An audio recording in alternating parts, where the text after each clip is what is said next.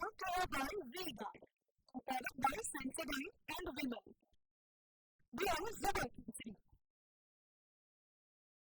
સાથે હું છું જિજ્ઞાસા। સૌથી પહેલા વાત કરવી છે ચોમાસાની, તો 13 દિવસ બાદ આખરે મેઘરાજાએ આળસ ખંખેરી છે। નવસારીથી ચોમાસું આગળ વધ્યું છે। ગુજરાતમાં ચોમાસું આગળ વધી રહ્યું છે। સૌરાષ્ટ્રના કેટલાક જિલ્લામાં ચોમાસું બેઠું, દક્ષિણ ગુજરાતના પણ અમુક જિલ્લામાં ચોમાસું બેઠું છે। અમરેલી અને ભાવનગરમાં ચોમાસું બેસી ગયું છે। નવસારીથી આગળ વધીને નર્મદા, ભરૂચ કેસરિયાથી મન જોગી થયું રે, દિલ ઝૂમે જુઓ મત મસ્ત થયું રે, કેસરિયાથી મન જોગી થયું રે। હર પળ મનાવો કેસરી તહેવાર, વિમલ બોલો જુબાન કેસરી। સુધી ચોમાસું પહોંચ્યું છે। છોટાઉદેપુર સુધી પણ ચોમાસું પહોંચી ગયું છે। ગુજરાતના ખેડૂતો માટે ખૂબ જ આ એક મહત્વના અને સારા સમાચાર આવ્યા છે કે જ્યાં 13 દિવસ બાદ નવસારીથી ચોમાસું અન્ય જિલ્લા તરફ આગળ વધી રહ્યું છે। 4 વાગ્યા સુધીમાં રાજ્યના 25 જિલ્લામાં વરસાદની આગાહી કરવામાં આવી છે। ઉત્તર ગુજરાતથી લઈને મધ્ય ગુજરાતમાં વરસી શકે છે વરસાદ। દક્ષિણ ગુજરાતમાં ગાજવીજ સાથે વરસી શકે છે વરસાદ। કેટલાક જિલ્લામાં વરસી શકે છે ભારે વરસાદ, તો અમરેલી, ભાવનગર, બોટાદમાં વરસાદની આગાહી કરાઈ છે।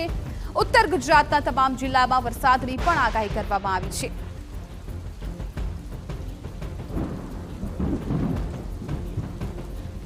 તો આખરે હવે 13 દિવસ બાદ મેઘરાજા મન મૂકીને આખા રાજ્યમાં વરસી શકે છે, કેમ કે હવે નવસારીથી ચોમાસું ધીમે ધીમે આગળ વધી રહ્યું છે। નર્મદા, ભરૂચ તરફ ચોમાસાની એન્ટ્રી થઈ ગઈ છે। આ સાથે અન્ય જે જિલ્લાઓ છે કે જ્યાં હજુ સુધી મેઘરાજાએ સત્તાવાર રીતે તેમની એન્ટ્રી નથી કરી, એ જિલ્લાઓમાં પણ વરસાદી માહોલ છવાઈ જશે અને આખા રાજ્યના લગભગ 25 જેટલા એવા જિલ્લાઓ છે કે જ્યાં આજે સત્તાવાર રીતે ચોમાસું બેસી પણ જશે।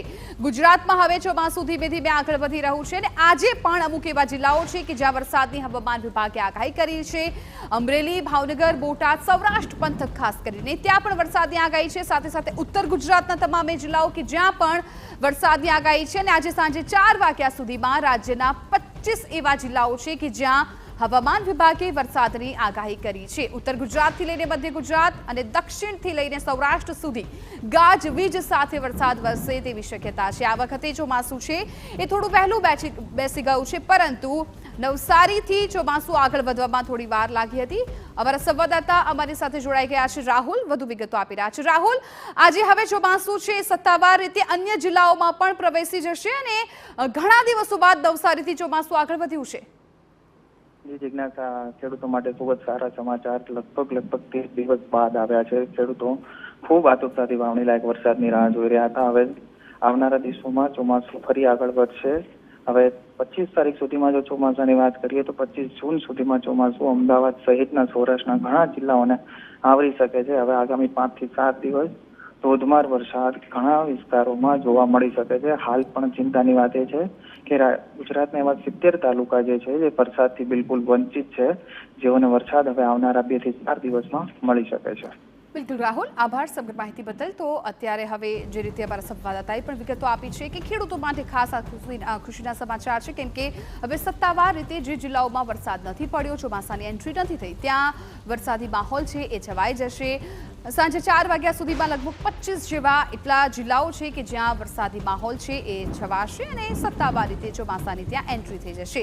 ઉત્તરથી લઈને દક્ષિણ સુધીના એ તમામ જિલ્લાઓ, સૌરાષ્ટ્રમાં પણ વરસાદની હવામાન વિભાગે આગાહી કરી છે।